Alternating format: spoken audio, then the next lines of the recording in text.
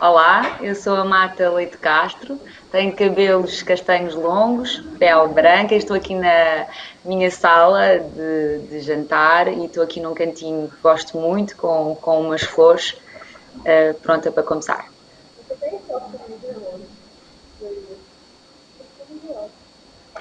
Olá, eu sou a Adriana, sou uma mulher negra, tô com batom vermelho e ao meu fundo é um fundo branco, tô no meu escritório. E aí, quero chamar Carolina. Obrigada, Adriana. Olá, o meu nome é Carolina Pereira.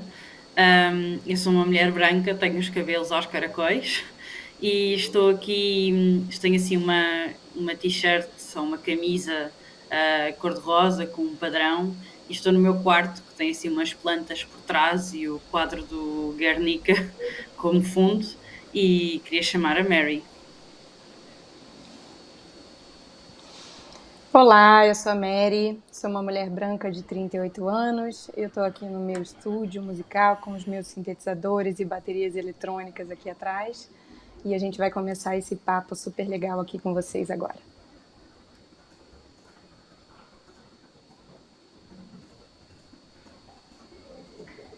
Então, olá a todos, que bom que estamos aqui reunidos nesta conversa de empoderamento feminino, neste Rock in Rio Manorama, esta primeira edição de Festival de Conversas e que tão boa experiência, podemos estar aqui todas reunidas, Mary, Carolina, Adriana, um prazer enorme estar aqui convosco para esta conversa. Preparadas, bem dispostas? Super preparadas. Super, Também. prazer é meu. Então, no fundo, o que nós vamos hoje aqui conversar, esta premissa do empoderamento feminino e de que, na verdade, é fundamental, não é, percebermos o papel da mulher, perceber que a própria mulher também tem que entender a sua própria capacidade para determinar escolhas e que essas escolhas podem fazer a mudança, não é? Aquela mudança que tanto falamos e que desejamos no mundo. E, no fundo, é uma mudança em dois sentidos, a mudança nela mesma e no mundo. E por isso eu acho que temos aqui reunidos três percursos, aliado aqui também ao testemunho que eu também vou dar do meu, no caso, quatro testemunhos de mulheres com percursos muito diferentes. Eu acho que isso é bastante interessante e acho que começava aqui pela Mary. A Mary que está ligada há 20 anos ao mundo da música, com um percurso extraordinário. Mary, queres resumir assim mais ou menos alguns tópicos que sejam aqui pertinentes para as pessoas perceberem um pouco do teu percurso, até para depois começarmos aqui todas a refletirmos sobre este tema? Claro, claro, com certeza, Marta. Bom, eu comecei a tocar, a ser DJ, a entrar no mundo da música logo na maioridade, com 18 anos. Eu tive toda essa influência musical durante a minha infância inteira. Os meus pais são músicos e arranjadores, produtores. Minha mãe é cantora, compositora, também atuante no mercado musical até hoje. Então eu tive toda essa influência durante a minha infância. E aí, aos 18 anos, na maioridade, eu já caí nos discos e me tornei DJ. Até hoje sou DJ. Já me profissionalizei em outras áreas, né, como a produção musical, que venho estudando e me graduando tem 3 anos, me formo esse ano, mas já produzo e já lanço algumas músicas. Então, lá no início, eu tive muita sorte de ter o incentivo dos meus pais, que já trabalhavam com música, né? Mas essa coisa do pregar o feminismo e o machismo nunca foi muito presente na minha casa. Minha mãe nunca falou, nunca conversou abertamente sobre isso comigo. Eu acho que por uma coisa de época, né? Mas ela me ensinou a ser forte, a ter coragem, a buscar o que eu gostaria de alcançar. E esse era o tipo de feminismo daquela época na classe artística, que a gente vê, por exemplo, a Elis Regina, a Rita Lee, discursando, né? O feminismo que elas levantavam, a bandeira que elas levantavam era o ato de ir lá e fazer, de subir no palco, de ter coragem, né? E não era muito falado, né, sobre esse tema como é hoje e como é super necessário. Hoje eu, como mãe de uma menina e 2 meninos, eu tenho o dever de conversar sobre isso muito mais abertamente do que era falado lá em casa, né? Até porque não é um tabu, não é nada, mas a gente precisa esclarecer muito mais do que antes. E, bom, para começo de conversa, eu acho que é isso. Eu tenho 20 anos na carreira musical. No início não tinham quase DJs mulheres, produtoras mulheres, como hoje não tem muitas, e eu estou iniciando uma nova carreira na produção.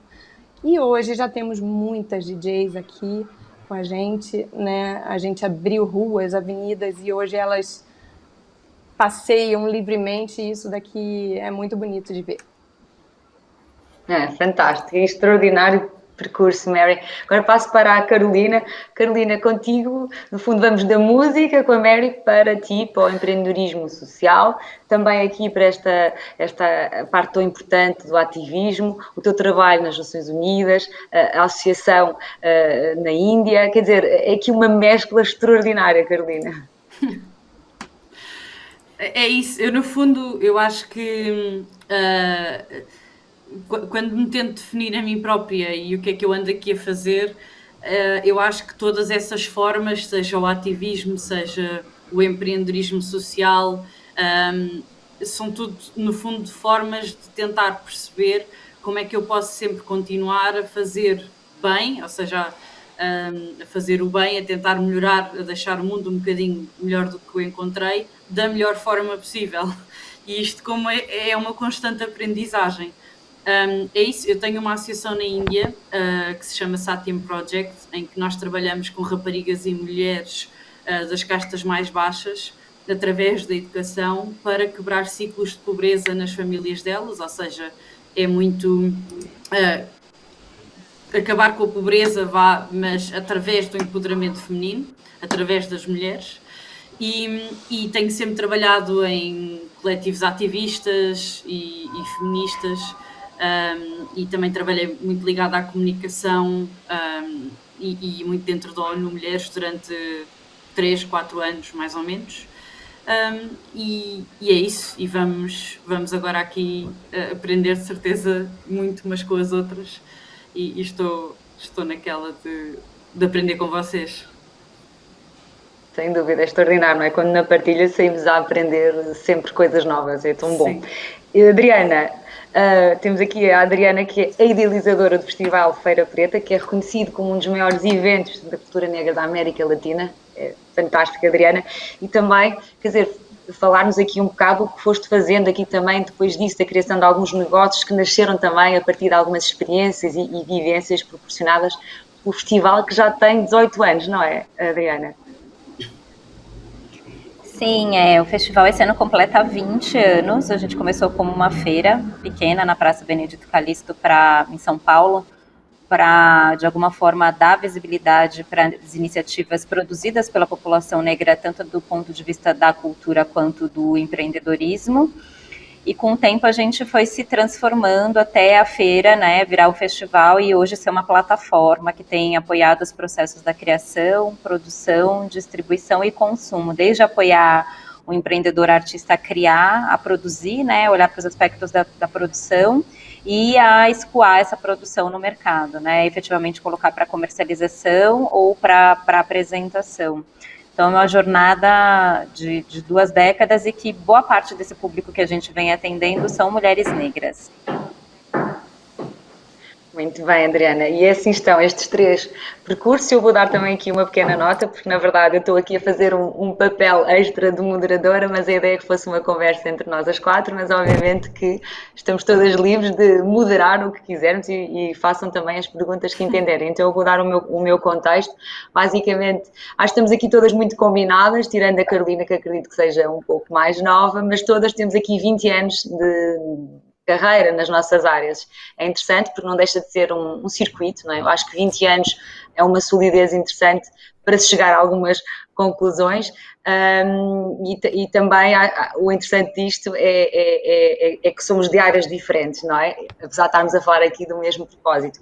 Então, eu trabalho em televisão e jornalismo já há 20 anos, há cerca de 5, 6 anos eu fiz uma mudança radical na minha vida, mudei para a área dos negócios dentro da própria televisão e passei daquilo que era o entretenimento puro, de programas da tarde, de conversas, de muita música, para conversas e também reportagens sobre empresas, ou seja, de repente tive um foco muito grande, inspirada por um grande contexto Portugal viveu de um grande empreendedorismo que chegou há 5, 6 anos em grande força, com muitas startups, muitos investidores, com o Web Summit a vir para Portugal, portanto, eram, assim, anos que eu posso dizer, e que ainda estamos a viver, obviamente, de muita sede de fazer acontecer. E a verdade é que hoje podemos encher a boca de orgulho de que temos vários unicórnios portugueses, portanto, estava tudo certo, esse investimento de Portugal nessa área.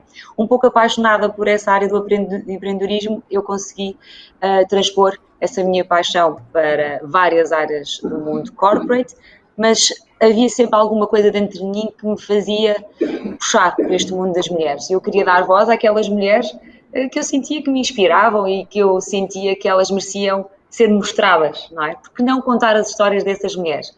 Então resolvi criar um projeto, fui atrás de um sponsor, o projeto era digital, este projeto não é na TV, este projeto é no digital, e criei um formato chamado Business Woman.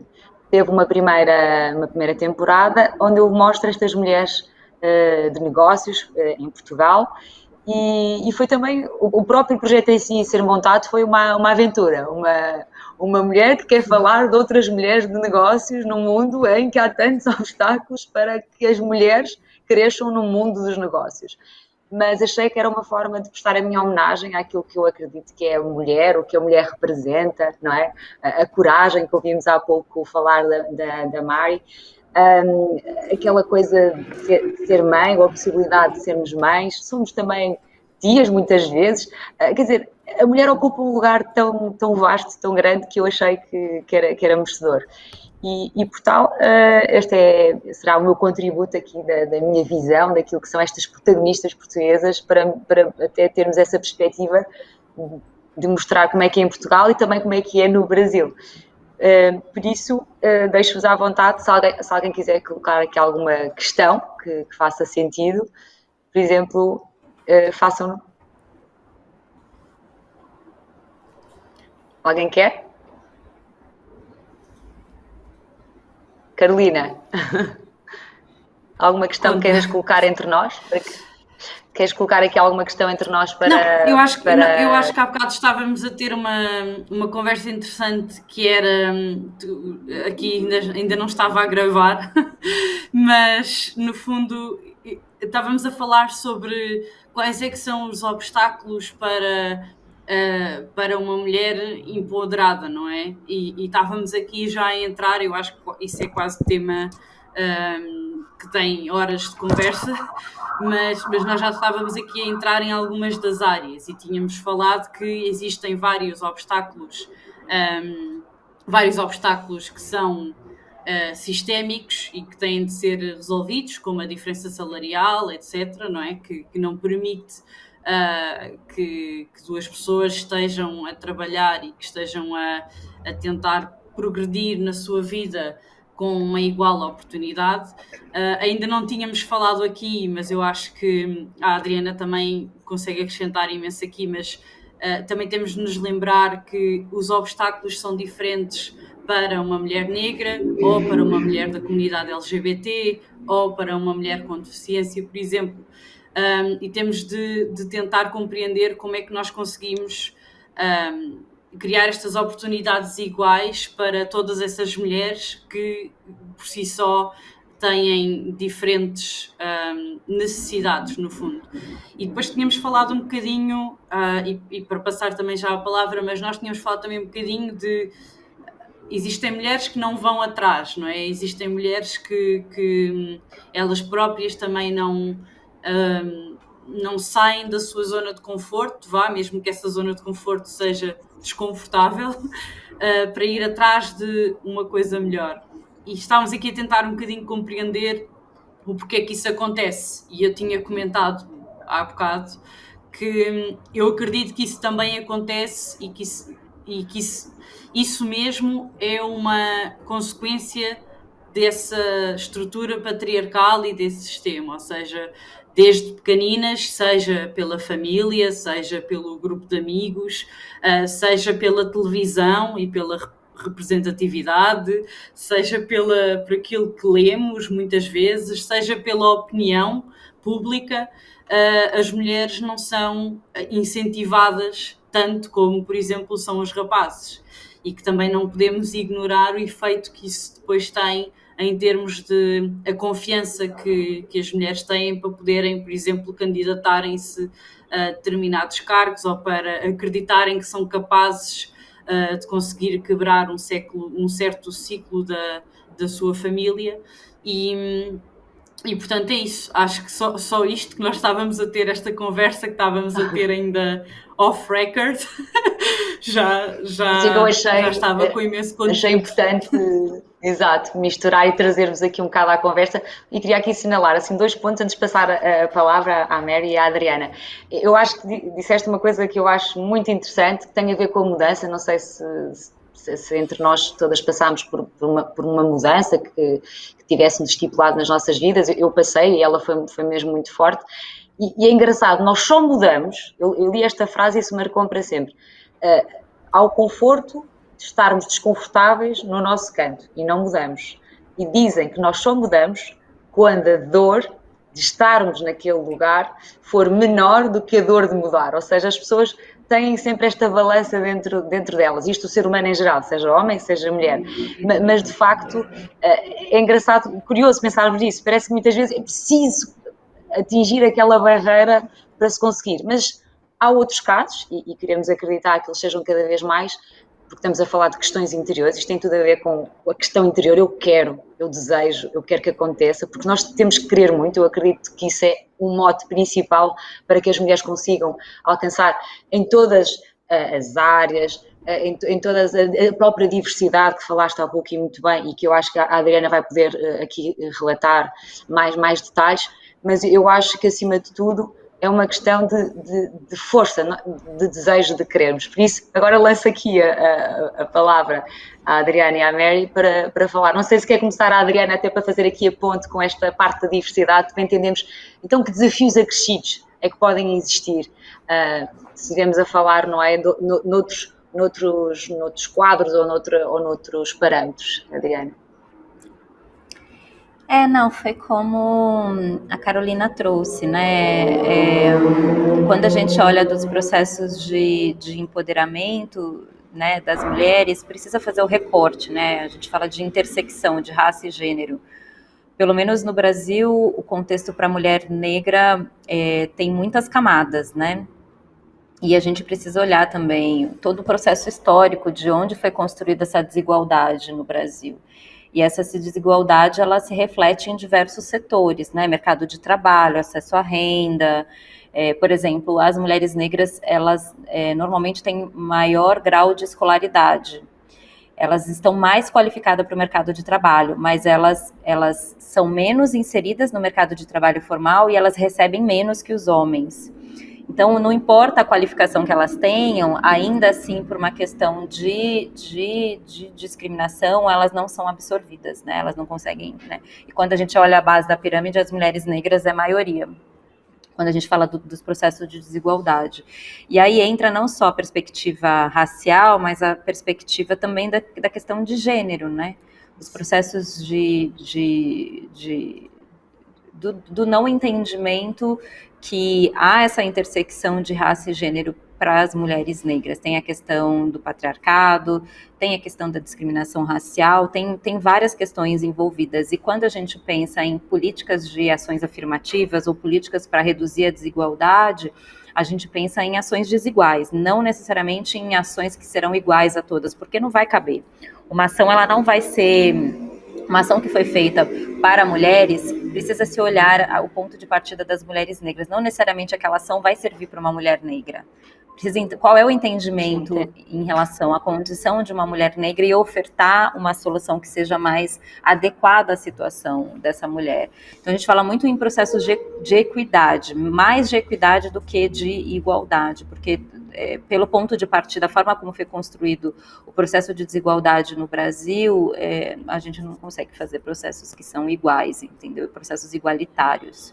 Acho que é uma questão que cada vez mais tem mulheres que têm trabalhado, muitas mulheres trabalhado em diferentes setores, em políticas públicas, na questão de empregabilidade, de ascensão de carreira dentro das grandes empresas, em ocupação em conselhos administrativos.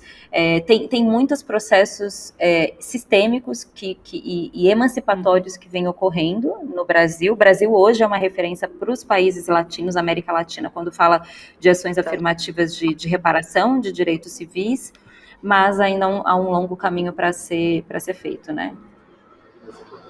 Imagino, mas muito interessante percebermos, não é? Em que ponto é que nós estamos e também que exemplo, não é? Se pode ser dado, e de facto o Brasil está a dar esse exemplo. Mas Mary, estava aqui a ouvir a Adriana e estava a tentar fazer a associação do que me tinhas dito há pouco, e é interessante que tu também, apesar de teres crescido, imagina, num ambiente de música em que os teus pais já respiravam música, tu de certa maneira não deixaste aqui de, como é que eu posso explicar isto, de empreender por ti, de querer mais, e ao fim destes 20 anos estás a estudar, estás a produzir, estás a fazer brand music, quer dizer, queres seguir o teu caminho, e nota-se que, por muito, eu acho que é interessante, que tiveste um legado, não é? Viveste num ambiente em que os teus pais respiravam isso, mas construíste o teu lugar, não é? Sim, exato.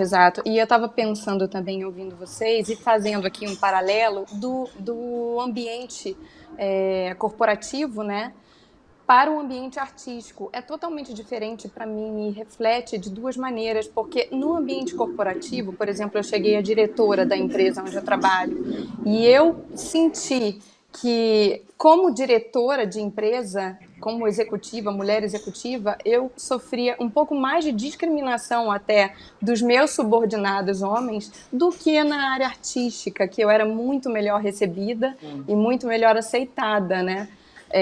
Para falar a verdade, na área artística, de maneira direta, nunca senti esse tipo de discriminação. Lógico que por trás das coisas que acontecem, né? Mas, assim, sempre me senti muito abraçada pelos meus colegas que me ensinaram, até porque lá, quando eu comecei, eu posso contar com os dedos de uma mão quantas DJs a gente tinha em voga aqui no Brasil. Então, quem nos ensina é quem sabe, e quem sabe naquele momento eram os homens, e até hoje também os homens passam ensinamentos para as mulheres de muitas coisas, né, que a gente passa, e temos que saber, né, que isso acontece, é lógico, né, nunca vamos viver uma sociedade, e também eu não gostaria de ter uma sociedade repartida, né. O que é interessante também, ouvindo a Adriana falar, eu lembro muito das redes de apoio que hoje estão muito fortes, né? A gente tem coletivos, principalmente na pandemia, tenho visto muitas mulheres lançarem, abrirem coletivos, se reforçarem unidas. Isso daqui é muito importante para o crescimento da cena artística e de muitas outras frentes, né? Como, por exemplo, as redes de apoio maternas que existem hoje, nos últimos anos, têm crescido muito e fazem muito bem a mim e a muitas amigas.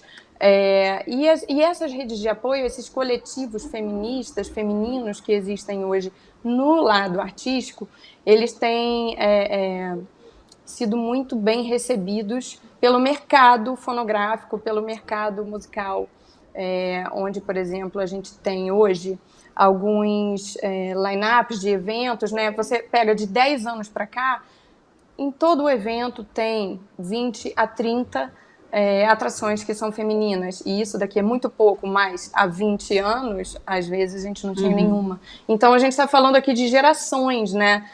Nós estamos construindo um futuro, né, para os próximos. O que a gente vem de 100 anos atrás não tem nem comparação com o que a gente tem hoje, de 10, de 20, de 30 também não.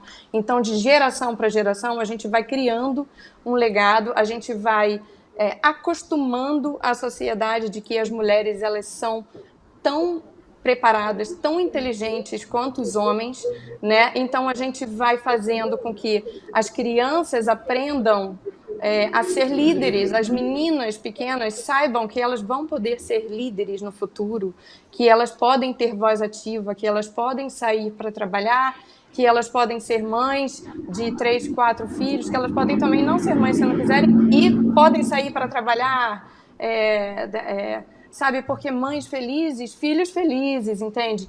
Então, assim, a gente vai quebrando regras, vai quebrando tabus de geração em geração. Acredito que daqui a 10 anos esse nosso discurso esteja muito mais favorável e para frente muito, muito mais ainda, sabe? Eu sou positiva nisso, eu sou otimista. É muito bom. Eu estava aqui a pensar numa coisa, tu és mãe de 3 filhos, falaste uma rapariga, não é? E 2 rapazes. O curioso e o mais engraçado, que eu gosto sempre de pensar assim, eu por acaso sou mãe de duas meninas, não é? Você, com 2 meninos você vai poder inspirar os seus filhos a serem também melhores nesse sentido, entende? Eu acho que isto é um exercício diário Com toda e todas certeza. nós podemos contribuir. E eu estava a ouvir você e estava a pensar, ora aqui está uma mulher que está a criar 2 homens que nós precisamos nesta sociedade. São 2 homens que entendem que as mulheres podem, não é? Inclusive dentro de casa, assim, porque eu tenho um filho maior de 15 anos e eu tenho o outro de 7 e a menor de 4. Então, o relacionamento entre os 2 que são menores já é aqui uma experiência muito grande que eu falo sempre, até por ele ser maior, de como ele falar com uma mulher, como ele agir com ela em determinadas situações. Então, eu já faço esse laboratório dentro de casa para quando ele sair e chegar à escola, chegar ao play, chegar ao parque, ele já sabe, entende? Mesmo se eu não tivesse nenhuma filha dentro de casa, eu falaria, mas aqui dentro fica mais fácil esse exercício. Carolina, tenho aqui alguma curiosidade para entender também de perto a tua ligação à associação na Índia, ou seja, para percebermos assim, de certa maneira, que trabalho tens feito e que visões nos podes trazer para esta conversa, porque assim estamos a conseguir rodar um pouco o mundo, não é? Entre Portugal, Brasil, mas com o teu trabalho nas Nações Unidas vamos conseguir chegar ainda a mais partes do mundo. Sim, então nós no fundo que eu acho que há aqui uma coisa que eu estava a pensar enquanto estávamos a ter a conversa, que eu acho que é uma reflexão importante que veio do trabalho na Índia, que é uma das grandes premissas para o trabalho que fazemos lá é que a mudança que acontece e aquilo que nós fazemos no terreno tem de ser a mudança que as mulheres querem ver, não é? E não irmos lá impor uma coisa que é muito, no meu caso, portuguesa e que vem de aquilo que é a minha cultura e aquilo que é o meu background e aquilo que eu acho que é certo. E não, tem sido um processo ao contrário de nós estamos ali apenas para sermos facilitadoras da mudança que elas querem ver. E, portanto, porquê mulheres? Porque existem vários estudos que mostram que o empoderar as mulheres contribui para uma sustentabilidade muito mais a longo prazo nas famílias, porque as mulheres acabamos por estar a quebrar ciclos de pobreza, não é? Porque os homens têm acesso ao trabalho e as mulheres muitas vezes naquelas castas não têm acesso à educação, não têm acesso a trabalho, são abandonadas ou sofrem abusos e, portanto, existir alguma coisa que corte isso, que é um ciclo que já vem a acontecer desde há muitos anos, acaba por fazer com que as gerações seguintes, não é, consigam prosperar e que tenham mais oportunidades. E nós, no fundo, temos um café, que é o Satyam Café, em que trabalham algumas destas mulheres e em que todo o dinheiro, obviamente, vai para elas, no fundo é dar trabalho, oferecer uma oportunidade de trabalho a estas mulheres. E temos também o Satyam Empowerment Center, em que as mulheres não têm de ficar lá e não têm de ficar no abrigo, como nós chamamos, porque existem muitas em que o marido, naquele caso, até deixa que as mulheres tenham acesso à educação, mas elas não conseguem ter acesso. Portanto, são mulheres que voltam para casa, mas que vêm ao Empowerment Center durante o dia e que aprendem das mais variadas coisas, desde segurança pessoal, a métodos contraceptivos, doenças sexualmente transmissíveis, como orientar dinheiro para a família, como se apresentarem. E acho que há só aqui uma coisa que eu acho que pode ser uma reflexão que vem daí, que é esta questão de contribuirmos para a mudança que as pessoas querem ver. E eu acho que também, falando de uma mulher empoderada, nós hoje em dia às vezes caímos muito também na sensação ou no discurso de a mulher empoderada tem de ser CEO, tem de ser milionária, tem de ser, não sei, mãe solteira, e enquanto que isso é outra vez colocar a mulher numa caixa, não é?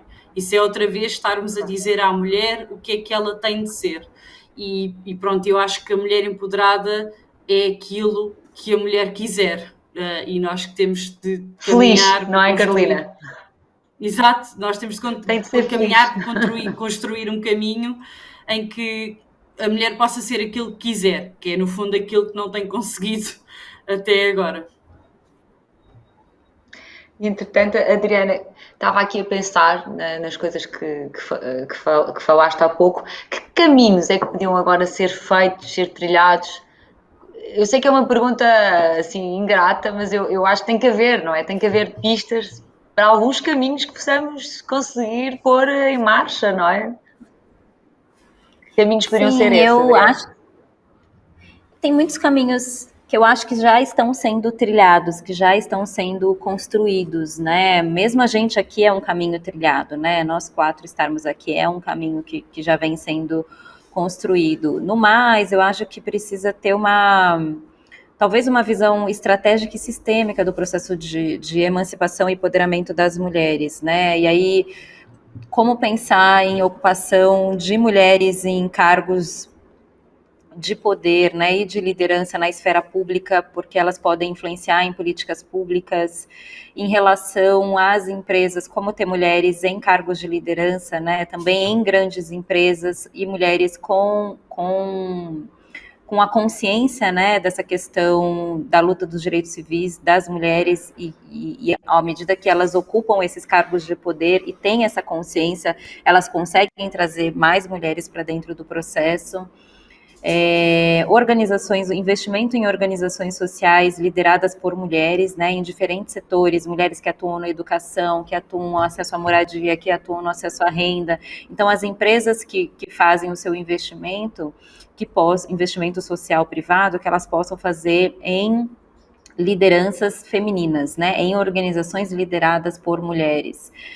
A outra questão é trazer uma narrativa positiva em relação às mulheres, contar as histórias reais dessas mulheres. Então, construção de comunicação, né, em relação ao que são essas mulheres, construção de narrativa do que são essas mulheres, né, tanto do ponto de vista dos veículos de comunicação, como a educação na escola, né, a gente tem que aprender isso desde a escola, né, a gente aprende isso dentro de casa, a gente ensina para os nossos filhos dentro de casa, mas como isso vira matéria, currículo escolar em relação à luta das mulheres, né, e com essa intersecção de raça e gênero.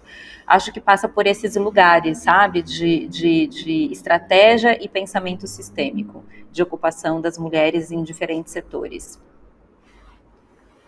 Bom, estou a ver que estamos mais ou menos com tempo que eu diria para algumas reflexões finais. Eu diria que mais ou menos temos 1 minuto e meio cada uma para deixarmos assim umas notas finais. Por isso eu vou começar pela Mary. Mary, alguma assim mensagem que gostasses de deixar ou de partilhar ou algum exemplo que fosse interessante para ficar assim como nota final? Eu diria que as mulheres nas artes são muito importantes para que esse movimento ganhe força, né? Porque nós temos voz, né? Hoje a gente vê muitas cantoras, muitas artistas firmes, fortes no discurso de empoderamento feminino, e isso daqui transborda coragem para quem as admira, sabe? Isso daqui reforça a mulher que admira essas mulheres. Então, nós temos poder de multiplicar opiniões, né? Às vezes nem tão boas, né? Como já vimos em alguns momentos, mas as mulheres em si, elas precisam domar esse discurso de empoderamento feminino, como tem feito. Nós aqui no Brasil temos muitas mulheres que estão crescendo, né? Mulheres trans, mulheres cis, que estão crescendo nessa área, por exemplo, a Letrux, a Luísa Sonza, a Lineker, enfim, temos aqui muitas mulheres, e na minha área também de pista de dança, a gente tem muitas mulheres em ascensão, né, conseguindo encorajar novos talentos, né? E eu acho que isso daqui é muito importante. As artes são muito importantes para a nossa luta. Sem dúvida, sem dúvida. E Carolina, uma reflexão que queiras nos deixar aqui de 1 minuto e meio? Não, então. Eu tinha acabado de falar, agora és tu. Eu? Quero dar Não, então tempo a ti, sim. Não, que seria, não, eu fico para o último. Eu tenho todo o gosto em Não, ficar a para o sério, último. eu tinha acabado de falar, força. Força, Maria. Então, então passo ainda para a Adriana e para uma nota final e depois sim falo. Adriana, que notas finais que queres partilhar connosco para ficarmos aqui também com o fecho da tua parte? Eu queria puxar atenção para a questão dessa ocupação das mulheres dentro dos ecossistemas de festivais, né? Quando a gente fala de Rock in Rio, quando a gente fala dos grandes festivais, acho que para além de estar dentro de um line-up, né, de um grande festival, é pensar também como as mulheres podem ocupar o criativo, né, desde a curadoria até de uma estratégia de um grande festival, que possa ter mais mulheres como líderes de festivais, entendeu? Eu acho que esse é um tema que a gente tem que discutir muito, né, da presença da mulher, né, na cadeia produtiva dos festivais e também na cadeia produtiva do entretenimento, e os investimentos que fazem para festivais liderados por mulheres. Com 20 anos de história da Feira Preta, e um evento que tem esse recorte racial no Brasil, apesar dele ser hoje uma referência internacional, um dos maiores festivais da América Latina, a gente encontra muitas dificuldades, né, de levantar investimento para a execução do festival. Então, eu gostaria de trazer isso como uma reflexão. A gente também tem que abordar esse tema da diversidade na cadeia produtiva dos festivais. Sem dúvida. Agora sim, Carolina, temos 1 minuto e meio para cada, por isso estamos bem, podes falar. Eu acho só que é importante lembrar-nos, enquanto mulheres, de que eu gosto muito da frase de a nossa existência é um ato de resistência e, portanto, é continuarmos com esta resistência no fundo, a celebrar as mulheres e a diversidade dentro das mulheres e tudo aquilo que as mulheres trazem de novo também para a forma como as coisas sempre foram feitas. Fantástico. Eu se calhar agora acrescentava aqui umas notas que fiz que tenho sempre de trabalho de casa, como faço muitas entrevistas relacionadas com este tema das mulheres, então queria só deixar aqui umas notas globais que são bastante interessantes, que podem deixar também quem está a assistir a pensar, e nós com certeza também vamos daqui a pensar sobre isso. Então imaginem só que 52% da população e globalmente as mulheres aqui controlam 70% do consumo global. Ou seja, eu acho que este dado nos indica que também, se não é por um lado, vai ser por outro. Ou seja, as coisas naturalmente com as suas consequências, não é? Se as mulheres que têm este poder, isto começa a misturar-se. Como dizia a Mary há bocado, eu acho que daqui a 10 anos vamos ter outra conversa, se estivermos a falar sobre este tema, e é isto que desejamos e é isto que esperamos, não é? Até porque eu gostei muito da expressão que a Adriana usou, de no fundo temos de ter aqui uma visão estratégica, não é? Para conseguirmos andar para a frente, porque de facto tem que ser uma estratégia, não se pode só fazer uma coisa aqui e outra coisa acolá, tem que haver uma visão integrada das coisas, e também pensar que, por exemplo, no mundo ocidental, 60% das licenciaturas universitárias já são de mulheres. Eu acho que isto tudo é importante, porque isto tudo nos mostra que aos poucos as coisas vão tendo o seu lugar. Claro que é preciso continuar a fazer um esforço grande, claro que é preciso continuarmos todos a fazer o nosso trabalho, claro que é preciso continuar a apelar para que os outros façam o trabalho que não estão a fazer, é preciso sensibilizar, mas também é muito importante entender que há aqui uma ordem natural das coisas que eu acredito que também vai ajudar, não é? Estes números comprovam isso, quer dizer, nós estamos a ocupar os nossos lugares, depois falta o passo seguinte. Por isso também, como dizia aqui a Carolina e bem, esta parte da resistência e resiliência, e estamos mesmo quase a acabar, eu acho, como dizia Susan Davis, eu até aconselho vocês a verem esta talk fantástica que encontram no YouTube, que é: nós precisamos aqui de muita agilidade emocional para uma verdadeira resiliência e prosperidade. Por isso, eu acredito muito nesta frase para terminarmos aqui esta nossa conversa. Quero-vos agradecer, foi aqui fantástico. Mary, Carolina, Adriana, muito obrigada a pelo vosso todos. contributo. Obrigada. Muito prazer. Tchau. Prazer. Muito obrigada, é um prazer estar aqui tchau. nesta conversa no Rock in Rio Manorama. Que bom.